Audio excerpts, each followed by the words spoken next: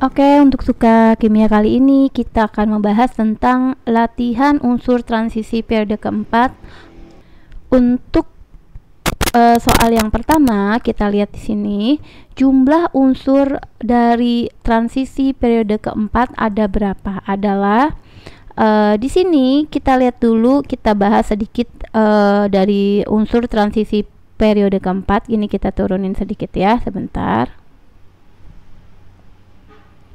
Nah, di sini ada unsur transisi periode 4 terdiri dari SC nomor atom 21, Ti22, V23 nomor atomnya, krom atau Cr24, mangan atau Mn simbolnya 25, besi atau ferum dengan nomor atom 26 simbolnya adalah Fe, kobalt ada atau simbolnya CO nomor atom 27, Ni atau nikel nomor atom 28 simbolnya ini, Cu29 artinya ini adalah kuprum dengan nomor atom 29, dan Zn itu seng atau zinc itu sama aja dengan nomor atom 30. Jadi jumlahnya ada berapa? Kita lihat di sini 1, 2, 3, 4, 5, 6, 7, 8, 9, 10. Ada 10. Berarti kita coret yang 10 adalah yang C. Nah, sekarang kita lihat di sini, kita agak bahas sedikit ya. Unsur transisi periode keempat. Jadi kalau kita mau buat konfigurasi elektronnya terdiri dari Ar dengan nomor atom 18, argon ya 18. Lalu kalau 21 itu 18 4s2 jadi 20 3d1. Dan seterusnya 4s2 3d2, 4s2 3d3 ya. 4s1 3d5. Ini pengecualian untuk Cr dan Cu karena ada satu atom S yang tereksitasi ke D. Jadi harusnya kan 4-nya adalah 4s2 seperti ini. S itu orbitalnya 1, D itu orbitalnya adalah 5. Kita buat di sini. 1 2 3. Tua Gapatma. Harusnya dia 4s2 3d4 seperti ini. Kita isinya 1 2 gitu. S. Ini adalah S-nya. 4s2 ke atas dulu. Lalu 3d-nya 1 2 3 4. Ini adalah 4. Ini adalah 3d4. Hanya karena D itu lebih stabil kalau dia setengah penuh dan penuh, maka yang di sini akan berubah, 4s2-nya akan berubah menjadi seperti ini. Jadi seperti ini, 1 di sini 1 2, ini kan 3 4. 1 yang di sini S-nya akan pindah ke sini. Nah, ini akan jadi penuh kulit D-nya. Itu namanya kejadiannya adalah tereksitasi. Jadi kita promosikan 1 dari S pindah ke D1. Jadi 4S1 3D5 seperti ini. Begitu juga dengan nanti 4S1 3D10. Ini depannya selalu AR. AR 4S2 3D10. Jadi AR-nya aku tulis di depan aja. Ya, kalau kita bahas sedikit. Lalu kalau kita bahas sedikit lagi, di sini nanti jumlah ini satu adalah jumlah elektron yang tidak berpasangan. Elektron yang tidak berpasangan. Ya, jadi banyaknya jumlah elektron yang tidak berpasangan. Untuk Fc itu 1, Ti2, V3, Cr6, Mn5, Fe4, Co3, Ni2, Cu1, Zn itu 30 ya. Kenapa dibahas sedikit? Karena untuk elektron yang tidak berpasangan dan berpasangannya itu, ini kan ada elektron yang tidak berpasangannya nih. Rata-rata tidak berpasangan. Nanti akan menimbulkan sifat-sifat tertentu pada transisi periode keempat. Nah, Zn ini adalah elektronnya berpasangan semua. Nanti kalau berpasangan semua juga bisa menimbulkan sifat. Misalnya sifatnya menjadi tidak berwarna. Nanti di bawah kita bahas di nomor selanjutnya. Oke, sekarang kita turun dulu ke bawah. Unsur-unsur berikut yang termasuk unsur transisi adalah Nah, di sini tadi kita udah buat SCTIV, CRMN, FE, CONI dan CU dan ZN. Ini ada, ini kita misalkan kita hapus dulu. Ini ada cara mudah menghafalnya. Misalnya kita buat seperti ini. SC itu adalah suci, TI itu titip, V itu Vina, titip Vina, cari CR, cari mantan. Jadi biar mudah dihafal, mantan Vero, ya, coba, nikahin, cucu Jena. Nah, biar kamu mudah menghafalnya, Suci titip Vina, cari mantan Vero, coba nikahin cucu Jena. SCTIV, CRMN, FE, CONI, CU dan ZN. Nah, maka unsur-unsur berikut yang termasuk unsur transisi adalah ini yang enggak ada adalah SR, bukan TI, CR, BR, BR-nya yang enggak ada ya. FO, CO, NA yang enggak ada di transisi. MN ini ada nih, MN semua ada, CU sama zinc atau ZN ini adalah jawabannya D. Oke, sekarang kita mau bahas yang ini SI. SI itu masuk periode 3 yang enggak ada. Soal selanjutnya ya. Sebentar, ini kita turunin dulu. Oke, yang nomor 3, pertanyaannya adalah beberapa sifat unsur sebagai berikut. Membentuk senyawa berwarna, titik leburnya rendah, dapat membentuk ion kompleks, dia magnetik, mempunyai berbagai macam bilox. Nah, sifat unsur transisi periode keempat ditunjukkan oleh angka yang mana saja.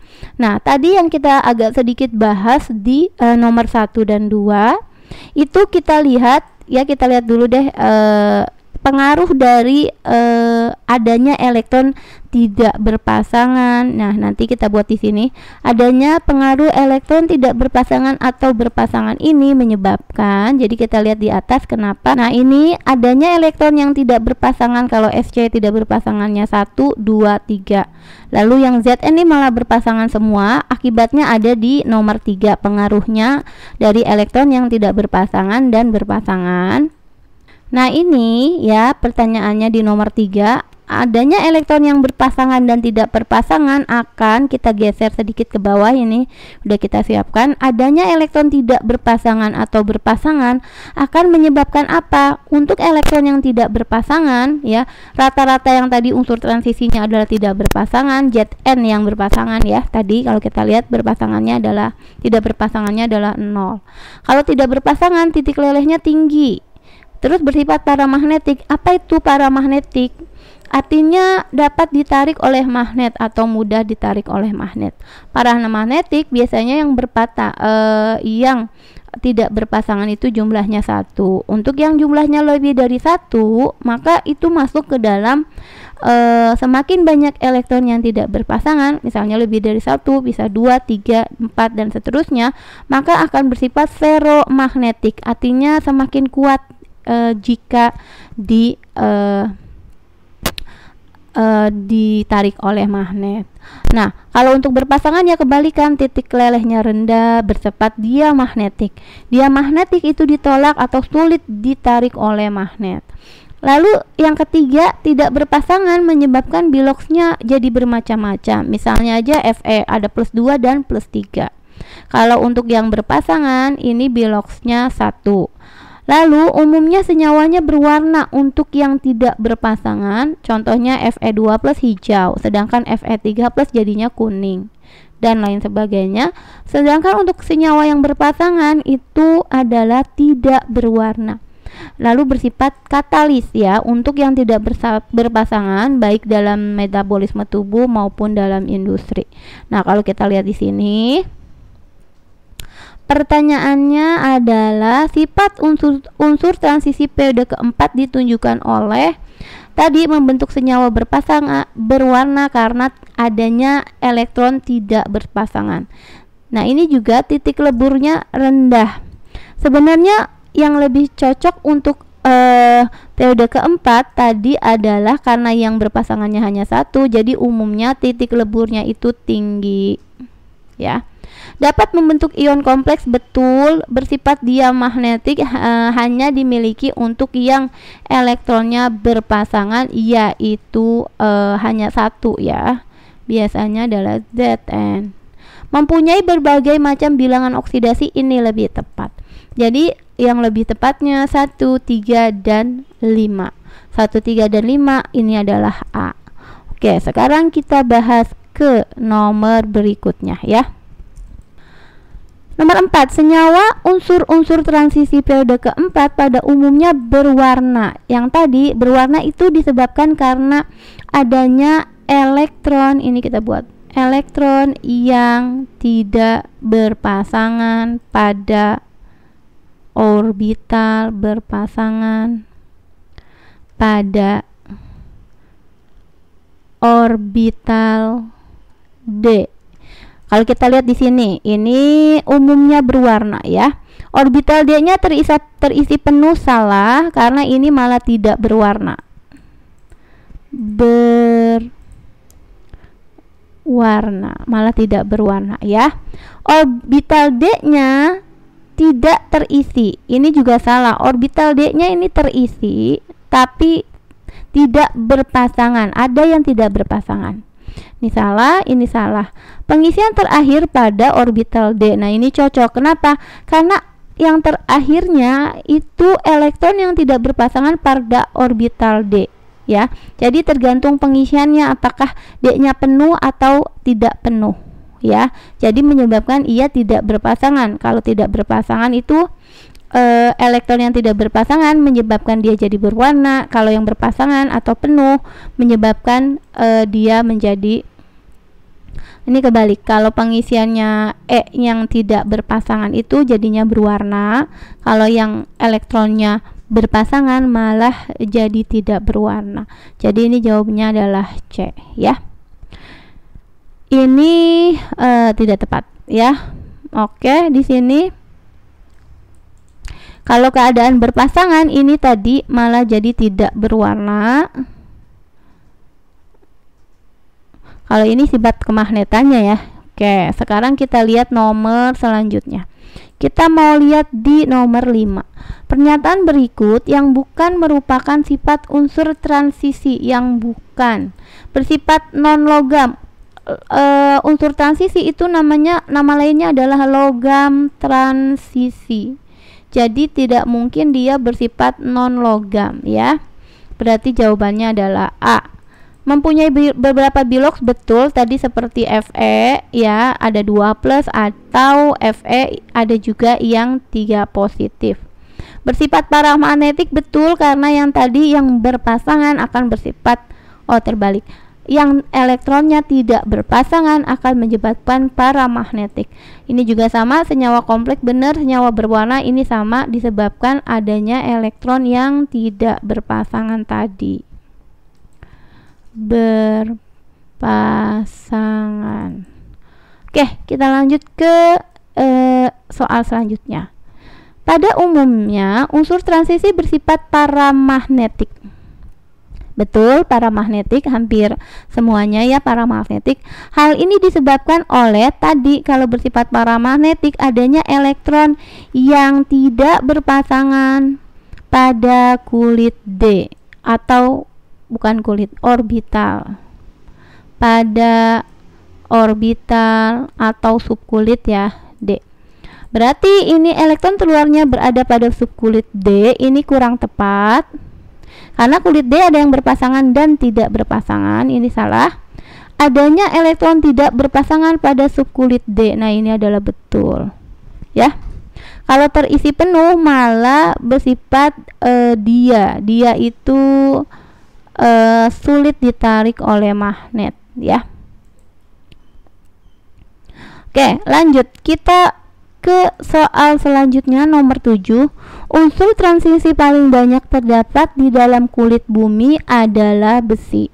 Karena besi itu paling banyak terdapat di kerak bumi sebesar 6,2% dari massa yang ada di kerak bumi. Ya. Oke, sekarang kita lanjutkan untuk soal berikutnya. Kita turunin lagi ke bawah. Oke. Unsur nomor 8, unsur transisi periode 4 memiliki titik leleh dan titik didih yang tinggi. Kenapa? Nah, ini pilihnya malah kecuali ya. Rapatannya tinggi, benar. Jari-jari atom unsur yang relatif pendek, benar, menyebabkan titik leleh dan titik didih yang tinggi. Tingkat kepadatan atom logam sangat tinggi, betul, karena semakin padat ya rapatannya semakin tinggi, sehingga titik leleh dan titik didihnya juga tinggi. Ikatan antar logamnya sangat kuat, betul. Nah, ini berarti terakhir jari-jarinya yang relatif panjang, harusnya relatif pendek ya. Nomor 9, senyawa seng dari unsur transisi tidak berwarna. Seng itu Zn, zinc. Hal ini disebabkan oleh apa? Karena orbital elektron pada orbital D tadi terisi penuh. Coba kita lihat yang cocok. Orbital D telah penuh terisi elektron. Oh, ini udah betul ya. Jadi jawabannya adalah A. Oke. Tidak adanya elektron pada orbital D ya pasti salah. Setengah penuh akan menyebabkan berwarna ya. Kebalik. Tidak adanya elektron pada orbital S, ini salah, harus melewati S dulu baru D. Orbital S telah terisi elektron setengah penuh, ini juga kurang tepat. Oke, yang soal terakhir, unsur transisi yang bersifat ferromagnetik. Ferromagnetik artinya mudah atau kuat. Elektron yang kuat atau mudah sekali ditarik oleh magnet. Atau kalau dijadikan magnet, dia akan menjadi magnet yang kuat. Sifat magnetnya adalah besar atau kuat.